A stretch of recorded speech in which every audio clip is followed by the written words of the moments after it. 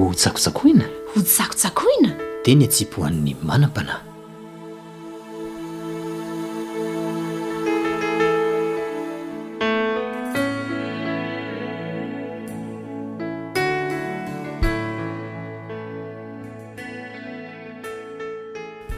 Jehovah nge manara-maso ny toe-javatra rehetra noho izany dia izao ajanony ny fisalasalana fa Jesosy tompony efa mahalala. Ahoana hoe Jehovah nge manara-maso ny toe-javatra rehetra noho izany dia izao ajanony ny fisalasalana fa Jesosy tompony efa mahalala. Ny vetso